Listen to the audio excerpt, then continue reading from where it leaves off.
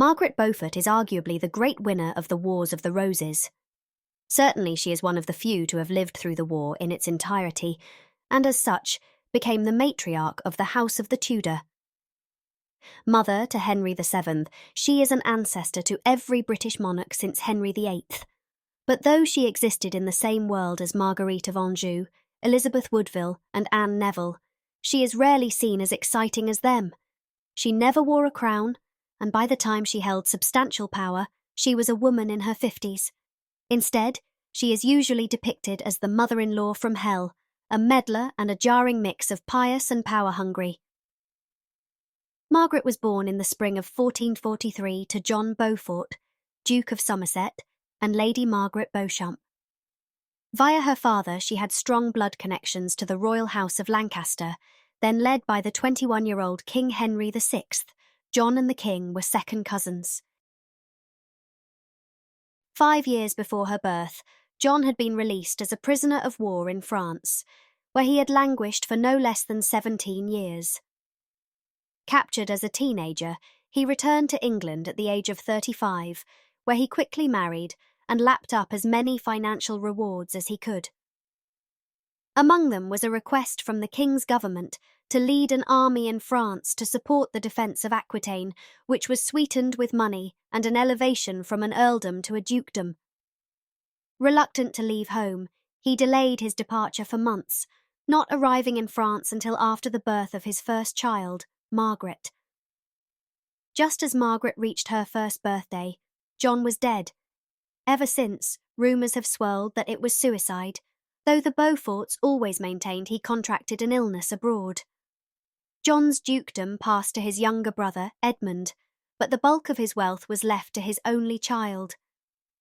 Thus, before Margaret could walk or talk, she became one of England's greatest heiresses and a sought-after prize on the marriage market.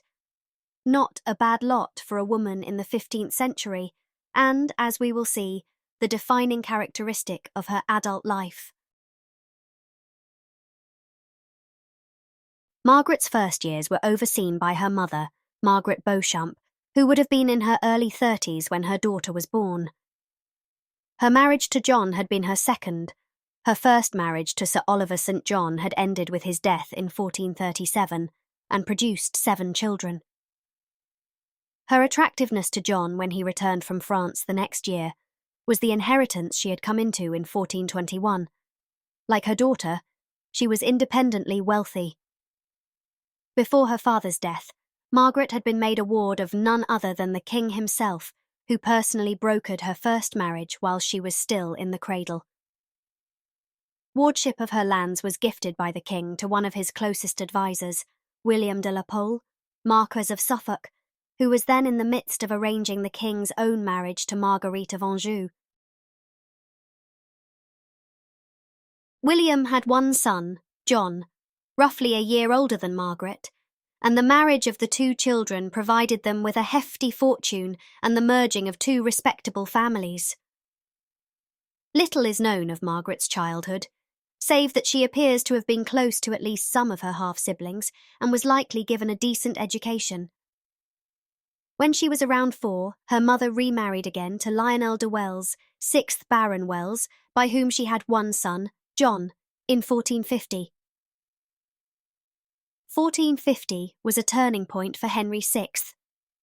Nearly 30 years into his reign and 5 years into his marriage, he had no children, and the French territory gained by his father was slipping rapidly through his fingers. The man held responsible for this latter issue was William de la Pole, now Duke of Suffolk, and by the early weeks of the year, it was clear Parliament was going to bring charges against him. Hastily, he solidified the marriage between his son and heir with Margaret, making her a bride before her 7th birthday. By May, Suffolk was dead, murdered on a ship leaving England to deliver him to his banishment. Margaret's link to John de la Pole, thus, was no longer desirable to her mother and stepfather and, given the children's ages, very little about either's life changed. Both remained in the custody of their respective mothers, and, quite likely, there was little recognition of Margaret's marriage in her household. Later in life, she herself failed to acknowledge it.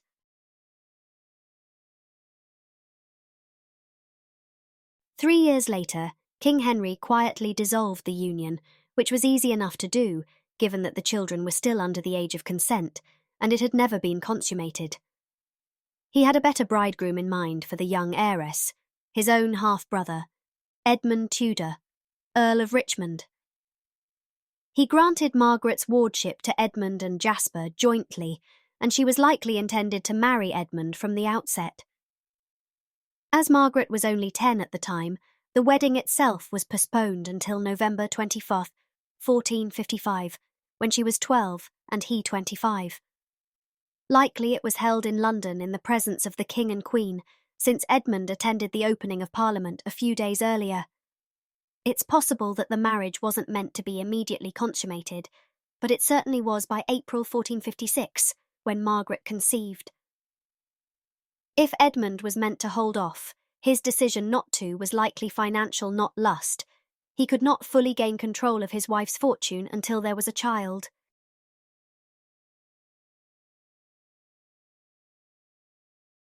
By then, Margaret had left England and her mother's household, following Edmund to Wales, where he had been ordered by Henry to defend the border.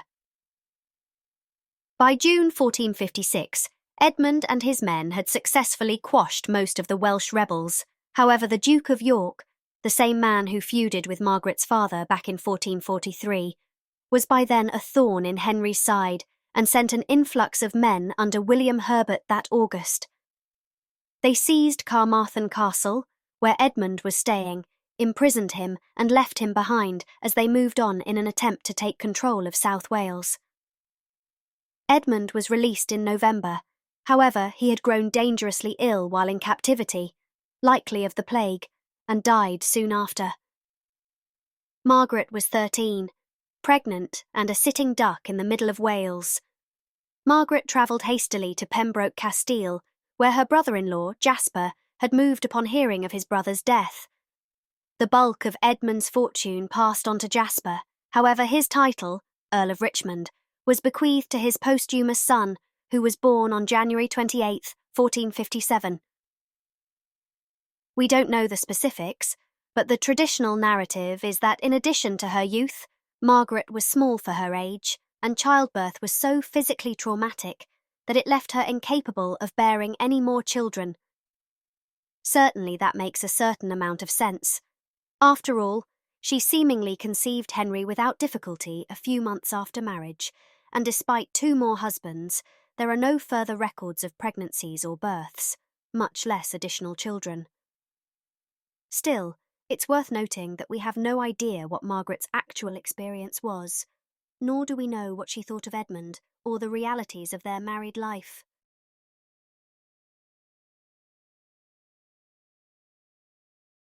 Rumour has it that Jasper wanted the child to be called Owen after his and Edmund's father, but that Margaret insisted he be christened Henry. In one version of the story, the infant was in fact bestowed a Welsh name in honour of his Tudor heritage, until his mother changed her mind, and insisted he be given an English moniker. With hindsight, of course, Margaret seems very prescient.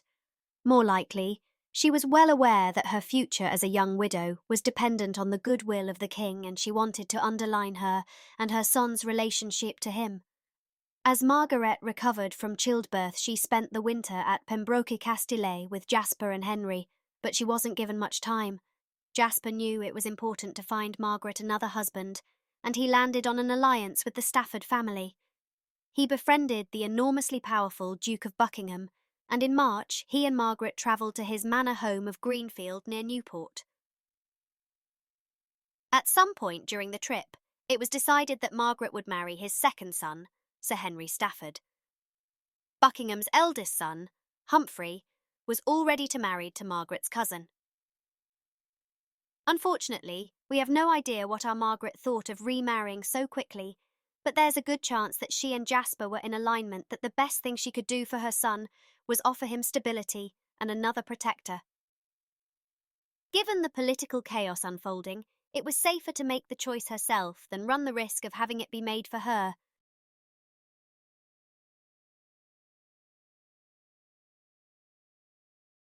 Margaret and Henry Stafford were married in January 1458. The bride was 14 and the groom in his early 30s. The wedding is believed to have taken place at Maxstoke Castle in Warwickshire, a residence owned by Buckingham, and from there the couple split their time between a number of manors, including Bourne Castle in Lincolnshire. Thanks to Margaret's wealth, the couple lived comfortably and they invested significantly in their homes, renovating them to be as comfortable as possible. Unfortunately, Margaret's marriage brought about the separation of her and her son, who was left behind in his uncle's care in Pembroke Castle. Indeed, after their first year together in Wales, the two wouldn't reside under the same roof permanently for another 27 years. Margaret's love for her son, however, shouldn't be questioned. She and Stafford visited him at Pembroke frequently, and she kept a close eye on his care. This likely foretold a relatively peaceful few years for Margaret on the home front. Politically, it was a minefield. Physical fighting had first broken out between the houses of York and Lancaster in May 1455 at the First Battle of St Albans, which had taken the life of Margaret's uncle, Edmund Beaufort.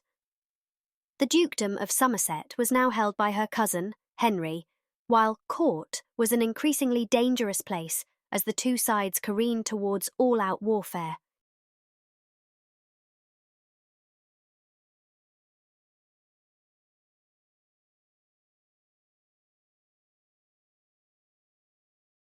Buckingham and his sons fought at the First Battle of St Albans, at which the eldest, Humphrey, was badly wounded.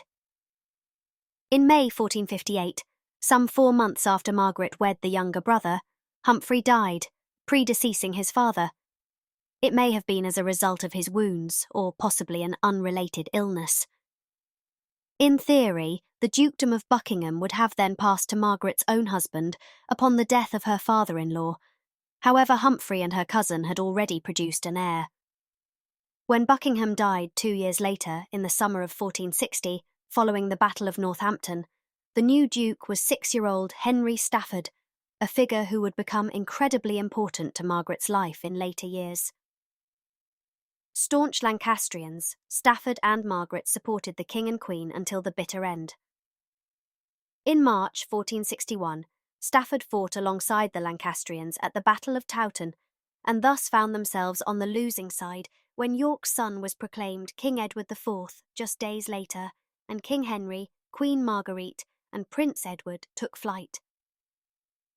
On June 25th, Stafford capitulated to the Yorkists and received a royal pardon from the new king, Margaret wrapped up in the amnesty. Jasper, however, did not, beginning the life of a nomadic exile that would take him through Wales, Scotland, eventually the continent. As for 4-year-old Henry, he had been left behind at Pembroke Castle, likely because Jasper assumed it would hold against a Yorkist siege. In fact, it fell that summer, coming into the possession of the very man Jasper held responsible for Edmund's death, William Herbert. Edward IV kept Herbert in South Wales, likely seeing him as the Jasper Tudor of his own reign. He elevated him to the peerage shortly after coming to the throne, and, in March 1462, Herbert paid the crown for Henry's wardship. Henry, alongside the fatherless Henry Percy, Earl of Northumberland, was then moved to Herbert's estate of Raglan in southeast Wales. Cared for by Herbert's wife, Anne Devereux, he was intended to marry Herbert's daughter, Maud, and was likely provided with the same comforts and amenities, if not better, than he had received at Pembroke.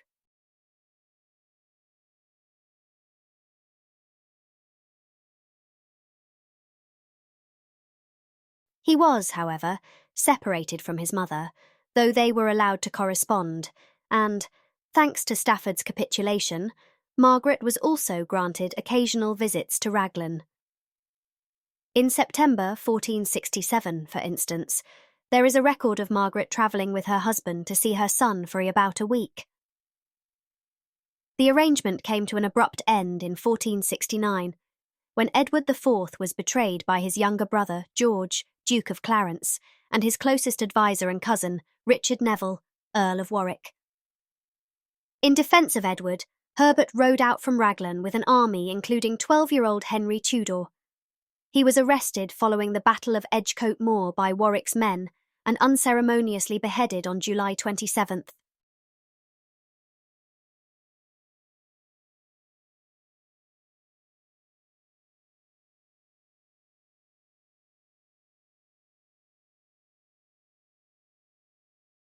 By the end of the summer, Warwick and Clarence were forced to give Edward up, and he returned to London in full glory.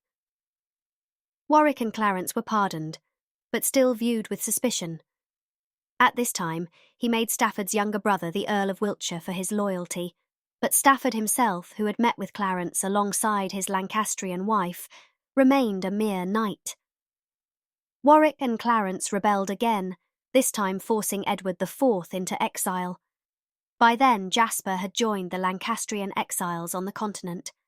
As such, he was crucial to the restoration of Henry VI in October 1470, and one of his first acts was to collect his nephew from Anne Devereux and bring him to London for the opening of Parliament. There, he was reunited with Margaret, who was determined to win her son back, his full inheritance now that the House of Lancaster reigned supreme. On October 27th, Henry travelled to Westminster for an audience with Henry VI, after which he dined with Margaret, Stafford, Jasper, and Henry VI's royal chamberlain, Sir Richard Tunstall. Sadly, we have no idea what was discussed, but it marked the brief intersection of the last Lancastrian reign with the first Tudor and of the great Tudor founders coming together some 15 years before their time had truly come. For the next 2 weeks, mother and son were reunited for first extended period since Henry's infancy.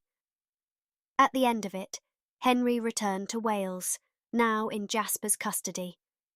By the end of the year, Edward IV was back in England, and on April 2nd, Clarence was reunited with his brother, officially switching sides back to the Yorkists. 12 days later, Edward and his other brother, Richard, Duke of Gloucester, and William, Lord Hastings, went up against Warwick and his Neville kin at the Battle of Barnet. It was a Yorkist victory and ended in Warwick's death. Marguerite of Anjou arrived in England, unknowing, with Prince Edward and Anne in Neville just days later. Instead of returning to France, they pushed forward, and on May 4th, the House of Lancaster was finally and completely defeated at the Battle of Tewkesbury, and Edward IV again became king.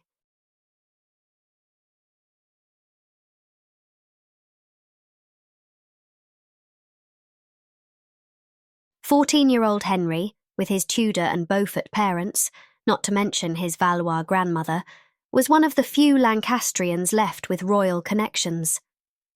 He was also now old enough to be treated like the threat he was, and Edward IV and his brothers were well aware of him. On June 2nd, Jasper took Henry and set sail for France. There wasn't a game plan, save the need for preservation, and Jasper was confident King Louis would protect them, if for no other reason than to annoy King Edward. Unfortunately, wind blew them off course, and they ended up not in France but in Brittany. The setback would end up fortuitous, for Duke Francis II welcomed both earls to his court and treated them with honour, knowing full well they were valuable pawns against both England and France. It began a 14-year stay of life in an only occasionally gilded cage. Back in England, Stafford had been badly wounded in battle. Margaret sent servants to move him back to their residence at Woking. It was there on October 4th, 1471, that Stafford died. Margaret, twice widowed and the mother of an adolescent, was only 28. As when Edmund died, Margaret began plotting her next marriage almost immediately, anxious not to allow herself, or her fortune, to become a pawn of the crown. With Henry safe and abroad, and the House of York seemingly secure, she notably decided to cast her lot in with those in power. Likely, she thought it was the best way to secure her son's future by ensuring there was little suspicion around her. It also bought her proximity to those who could help. She decided on Lord Thomas Stanley, a man with close connections to the Woodville family, who already possessed one of the largest fortunes in England. Together, they were a formidable pair, which they likely well knew, their interest in one another fueled by ambition. On June 2, 1472, Margaret placed the estates of Devon and Somerset, which she had inherited from her father, in a trust with the direction that a separate estate of lands be created for Henry. 10 days later, she married Stanley. The marriage brought Margaret back to Edward IV's court. Margaret played the part of a loyal, Yorkist courtier well, even developing at least a cursory friendship with Queen Elizabeth by attending upon her and her daughters, of which there were 6 in total.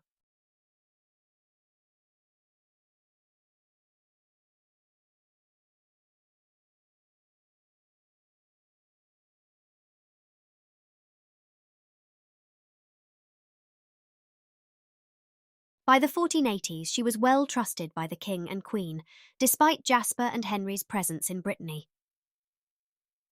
Throughout the second half of his reign, Edward negotiated with varying levels of intensity with Duke Francis to bring Henry home, a deal that would have entailed the young man's pardon and restoration to the earldom of Richmond. That it was a sincere wish is safe to assume, for the destruction of Lancaster in 1471 had brought Edward security. He had 2 sons who survived infancy and, until 1478, when Clarence was executed, 2 younger brothers. At this point, Margaret was not publicly positioning Henry for the throne, and indeed, there wasn't a path to it for him. On June 3, 1482, Margaret's mother, Margaret Beauchamp, died, and later that month Stanley signed a document in the presence of his wife and King Edward that he would never interfere with Margaret's estates and that certain lands would be granted to Henry should he return to England and be in the king's grace and favour. At some point in this back and forth, the possibility of Henry marrying Edward's eldest daughter Elizabeth was raised. However, if this was true, then it must have been dangled as a reward before 1475, the year in which she became betrothed to King Louis's eldest son, the Dauphin.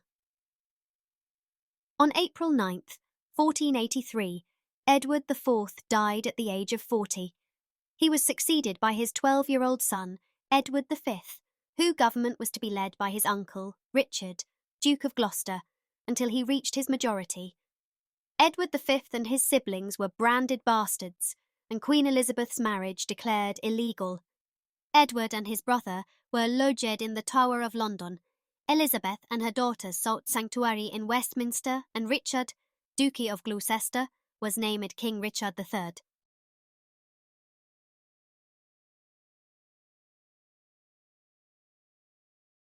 Stanley had initially aligned himself with those that sought to protect Edward V's reign, but Richard decided to make his peace with Stanley, a decision that included consideration of the now 26-year-old Henry Tudor living abroad.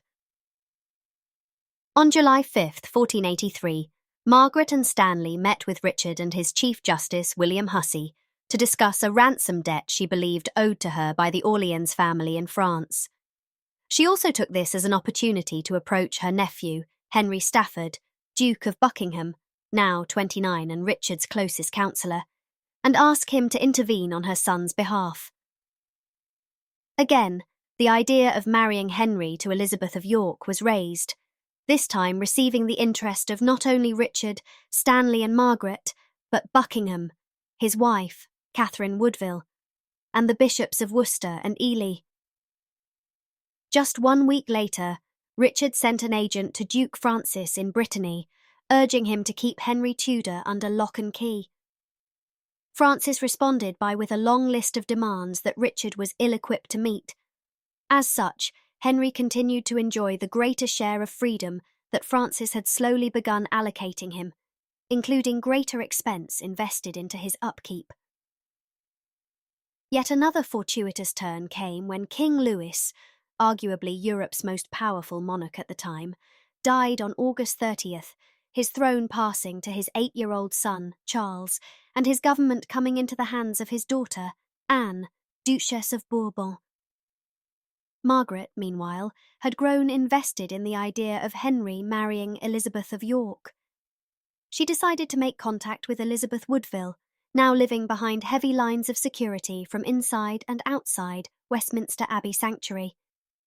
The two women shared a Welsh physician, Lewis Caerleon, who was freely allowed to pass Elizabeth's guards, and so the tradition goes that Elizabeth and Margaret began negotiating the idea of their two children marrying, using their combined influence to topple Richard from the throne.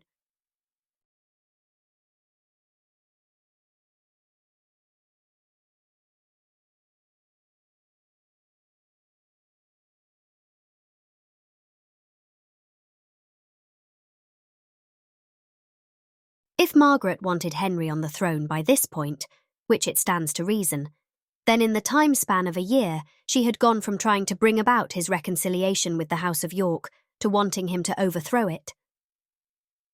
The X factor here is Edward V, for if he were alive, then it seems fair that the most reasonable choices for sovereign was Edward.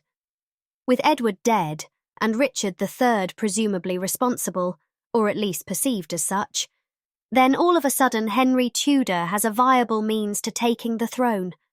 All he has to do is depose an unpopular monarch and marry the beloved Elizabeth of York, daughter and sister of two slain Yorkist kings.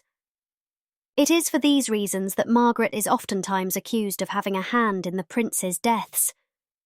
It was to Margaret that news came that none other than the Duke of Buckingham was prepared to support Henry's claim. Buckingham joined Margaret and Elizabeth's rebellion. The first step was telling the man in question, so Margaret sent Henry frantic missives at Francis's court, ordering him to prepare an invasion. Luckily, Francis was prepared to support him. The deposition of Edward V had affected him personally, for Edward had been betrothed to his daughter. Unfortunately, the scale of the rebellion, which had garnered support from several nobles, was difficult to keep quiet. Richard learned of it, including Buckingham's involvement, on October 11th. Buckingham was arrested on October 31st and executed on November 2nd.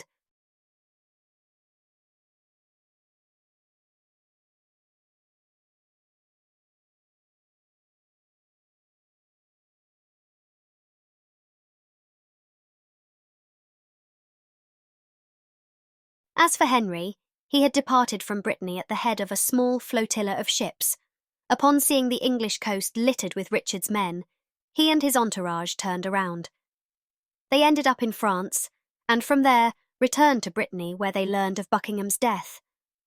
Indeed, the fact that Henry was allowed to return to Brittany is a sign of how slim his chances of winning seemed. Well, that and France was plagued by internal politics, thanks to a child king. But Henry wasn't prepared to give up, this shot at taking the throne apparently setting him on a course from which he couldn't or wouldn't turn away. Understanding that his success depended on the support of Yorkists, and that he wouldn't receive that support unless he cemented his allegiance through marriage, he pledged on December 25th, 1483, in front of witnesses to marry Elizabeth of York. Back home, Margaret and her husband were in an uncomfortable position, for her role in the failed uprising was well known. Stanley, whose personal loyalty to Richard wasn't questioned, was named Constable of England that same December, while the extended Stanley family saw new grants and positions that further empowered them. Because of Stanley, Margaret was safe from the law, but the small change to the legality of her estates was devastating for a woman who had grown up independently wealthy. Her right to all of her titles and estates reverted to her husband, rendering her wholly dependent on him. Richard's council also demanded that Margaret be stripped of her servants and that Stanley effectively keep her under guard or glorified house arrest. Richard similarly spared his sister-in-law, Elizabeth Woodville. Instead, he negotiated with her return to court, the visual of her and his nieces hiding in sanctuary, not doing much for his reputation. In March 1484, the two Elizabeths and the other Yorkist princesses appeared at Richard's court before retiring to the country. A month later, Richard and Anne's only son, Prince Edward, was dead, and by Christmas of that year's, rumours were swirling that Richard meant to annul his marriage to Anne and instead marry his niece, Elizabeth of York. By March 1485, Anne was dead, and Elizabeth had been sent away from court to protect her and Richard's reputations.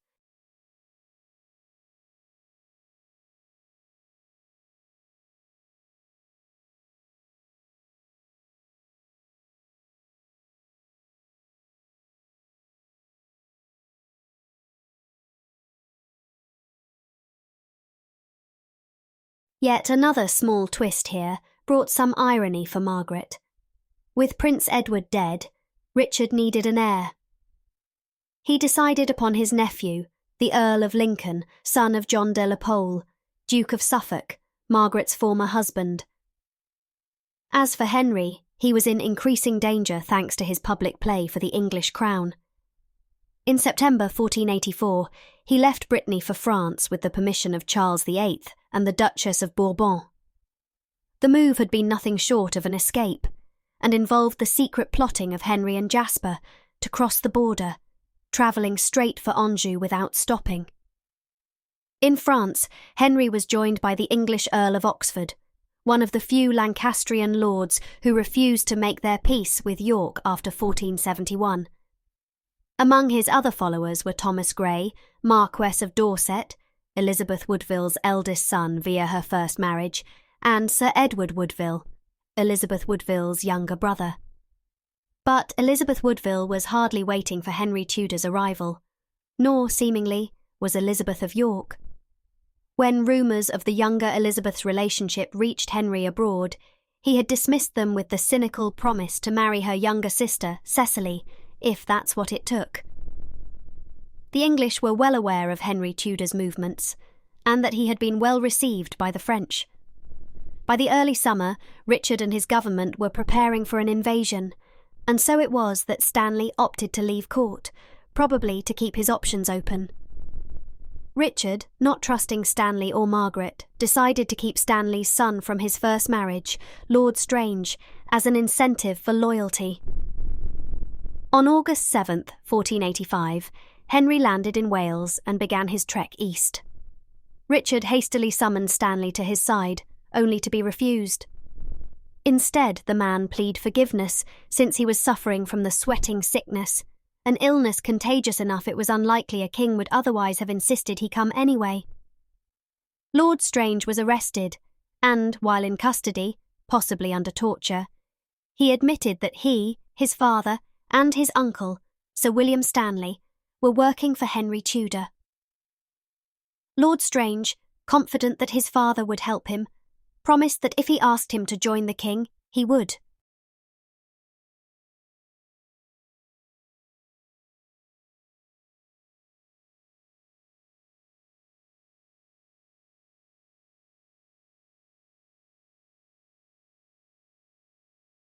But Stanley decided there was more power in remaining non-committal. Thanks to the men he could deliver, and his ties throughout the country, Richard dared not harm his son until he knew Stanley's loyalty for certain. Stanley met with Henry the day before battle on August 21st, finally offering the younger man the certainty he needed. As for Richard, he continued to tell him he was blocking the rebels' path to London, but still refusing summons. Battle went forth on August 22nd on Bosworth Field, and when Richard was slain and his circlet obtained, it was Stanley who is reported to have crowned his stepson. It took a few days for news of Henry's victory to spread through the country. On August 26th, the Mayor of London ordered all soldiers not in service to leave, and preparations began for the new king's arrival. Henry was received there on September 3rd. It wasn't until October that Margaret and Henry were finally reunited, spending several days together at her manor of Woking. It was the first time mother and son had been together since the autumn of 1470, 15 years prior.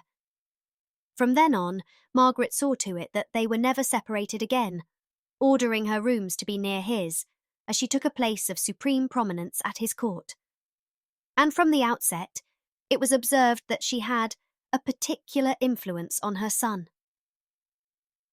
One of Henry's earliest gifts to his mother was Richard's illuminated book of hours discovered in his tent at Bosworth. Margaret's reunion with Henry that year ushered in a new phase of her life, one in which she was the matriarch of a new Tudor dynasty and, in many ways, a more forceful and powerful presence at his court than his own wife would ever be. Margaret watched Henry's crowning in Westminster Abbey on October 30th, 1485. It must have seemed worlds away from his birth nearly 29 years before, when she was a 13-year-old widow, wholly dependent on her brother-in-law at Pembroke Castle. Margaret would end up outliving her son for just a few weeks, overseeing the transition to her colourful and forceful grandson, Henry VIII, in 1509.